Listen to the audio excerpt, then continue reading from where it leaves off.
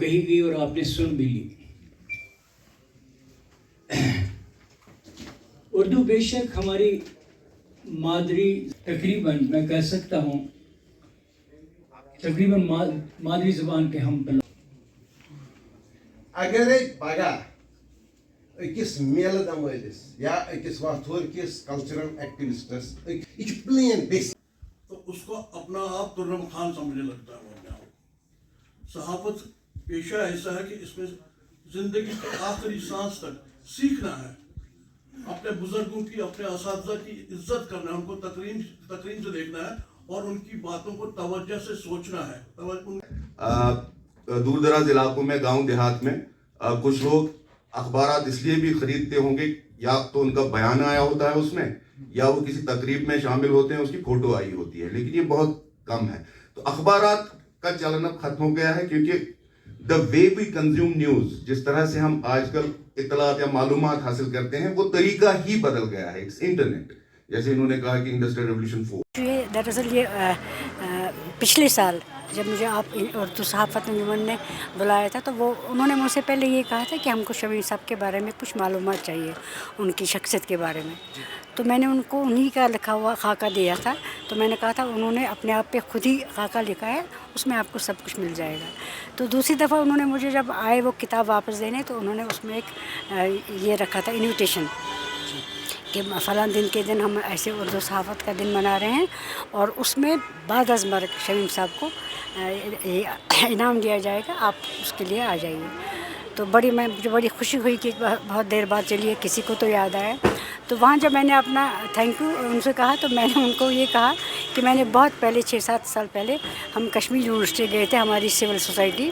تو ہم نے ان سے کہا تھا کہ یونیورسٹی میں جرنلزم کے شعبے میں محمد شمیم کے نام پہ ایک ایوارڈ رکھیے گا، جو سالانہ طور پہ ہر اس کینڈیڈیٹ کو دیا جائے گا جو اس میں ایکسل کرے.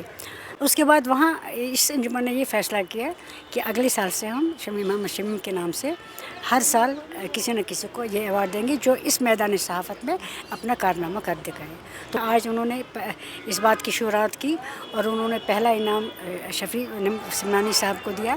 یہ بہت اچھا قدم ہے کہ ان کی بڑی کنٹریبیوشن ہے، اور وہ محمد شمیم کے ہم اثر بھی تھے. اگر آپ کشمیر ویلی کا چکر کاٹیں، آپ اربنائز اسپیسز کی بات نہ کریں. جموں کشمیر بہت بڑا ہے. اگر آپ سرکاری اسکولوں میں جائیں تو وہاں پہ جو موٹیویشنل لائنز لکھی ہوتی ہیں دیواروں پہ، وہ ساری اردو میں لکھی ہوتی ہیں. اقبال اور غالب کے شعر وہاں لکھے ہوتے ہیں. ایسا نہیں ہے، اور اردو پڑھائی جاتی ہے باقاعدہ اسکولوں میں ایک اہم مضمون کے طور پہ. یہ کہنا اسی لیے میں نے اپنی تقریر میں بھی ان لوگوں سے اختلاف کیا جو یہ کہہ رہے ہیں کہ بھئی اردو مر رہی ہے یا زوال کا شکار ہے. زوال کا شکار یا کوئی زبان تب مرتی ہے جب اس زبان کو بولنے یا لکھنے والے سب لوگ ایک ساتھ مر جائیں، کسی بڑے حادثے میں یا کوئی جنگ جدل ہو یا کوئی ناگہانی آفت ہو، تب جا کے وہ کہا جا سکتا ہے کہ زبان مر جائے گی. ایسے زبانیں نہیں مرتی ہیں. ہاں ٹھیک ہے، نالج میکنگ کا جو تصور ہمارے یہاں ہے، اس میں نالج میکنگ زیادہ نہیں ہوتی ہے، کیونکہ یہ سائنسی زبان نہیں رہی. سائنس کا اسلوب، انفارمیشن ٹیکنالوجی کا اسلوب، وہ الگ ایک چیز ہے، الگ جارگن ہے.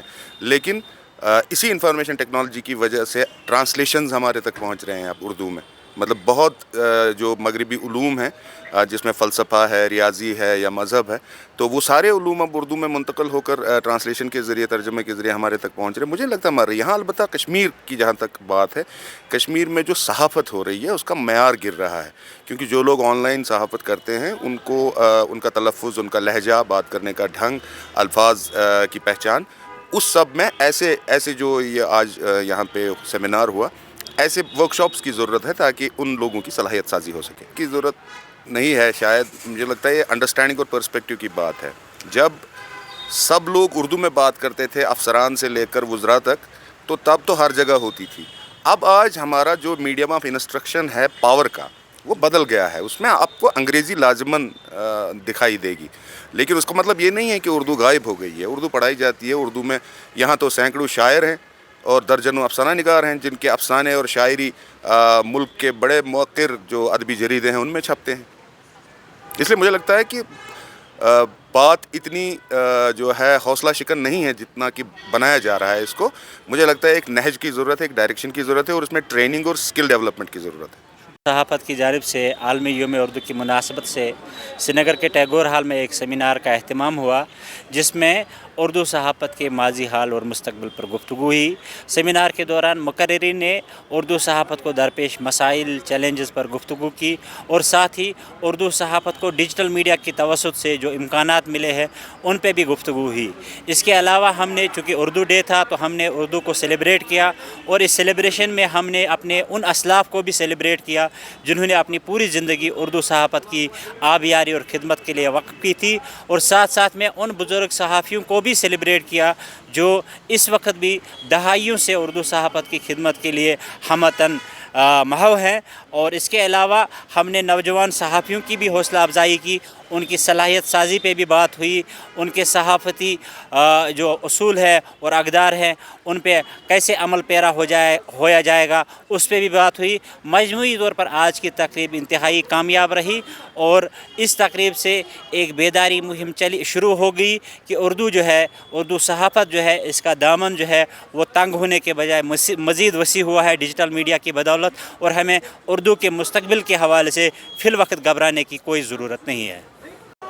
دیکھیں، اردو زبان یا اردو صحافت کو جو چیلنجز ہمارے یہاں وادی کشمیر میں درپیش ہیں، وہی چیلنجز پوری دنیا میں جہاں جہاں اردو بولی اور لکھی جاتی ہے، جہاں جہاں اردو زبان بولنے والے وہاں پہ ہے، کیونکہ وقت گزرنے کے ساتھ ساتھ اب یہ جدید دنیا ہے، جدید دنیا ٹیکنالوجی سے جڑی ہوئی ہے۔ بدقسمتی سے اردو زبان ٹیکنالوجی سے اس حد تک نہیں جڑی ہوئی ہے، نہیں جڑ پائی ہے جس سے استفادہ حاصل کیا جا سکتا تھا موجودہ دور میں۔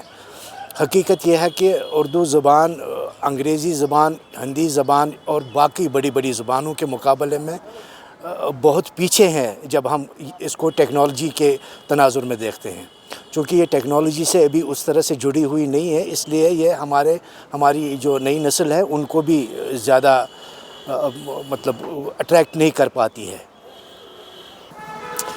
دیکھیں، اردو زبان کو تنزلی، اردو زبان کی جو تنزلی ہے اس کو روکنے کے لیے اور اس کو واپس وہ مقام دلانے کے لیے یہ بات بہت ہی ضروری ہے کہ اس زبان کو مکمل طور پر روزگار کے ساتھ جوڑا جائے۔ جب تک اردو زبان روزگار کے وسائل کے فراہم نہیں کرتی ہے تب تک آپ یہ امید نہیں کر سکتے ہیں کہ نئی نسل ہے، نئے بچے جو ہیں وہ اس زبان کو اپنا لیں گے اور اس کو اس طرح سے اس کا استعمال کریں گے جس طرح سے پچھلے ان کے بزرگوں نے کیا تھا۔ کیونکہ یہ جو جدید دور ہے اس میں دو چیزیں بہت اہم ہیں، ایک تو ٹیکنالوجی ہے اور دوسرا روزگار کے وسائل۔ دنیا کی جو بھی متمدن معاشروں کی جو بھی زبانیں ہیں ان میں ان کی کامیابی کا بنیادی راز یہی ہے کہ وہ ایک تو ٹیکنالوجی سے جڑی ہے اور دوسری ان کی بدولت، ان کی وجہ سے روزگار کے وسائل میسر ہو رہے ہیں لوگوں کو، اسی وجہ سے ان زبانوں کو فروغ مل رہا ہے۔ اردو کے ساتھ بدقسمتی سے ایسا نہیں ہو پا رہا ہے۔ تو کیا کچھ اقدامات کرنے کی ضرورت ہے؟ دیکھیں، اس سلسلے میں مجھے لگتا ہے زیادہ جو رول انجام دے سکتی ہے وہ حکومت دے سکتی ہے، کیونکہ حکومت کے پاس ایونیوز ہیں۔ عوامی سطح پر اس میں زیادہ کچھ نہیں کیا جا سکتا ہے، یا مختلف اداروں کی سطح پر چھوٹی موٹی چیزیں کی تو جا سکتی ہیں، چھوٹے موٹے اقدامات تو کیے جا سکتے ہیں، لیکن حکومت اگر چاہیں تو وہ مختلف سکیموں اور مختلف چیزوں کے ذریعے اس زبان کو فروغ دینے میں ایک بہت زبردست کردار ادا کر سکتی ہے۔ شکریہ سر۔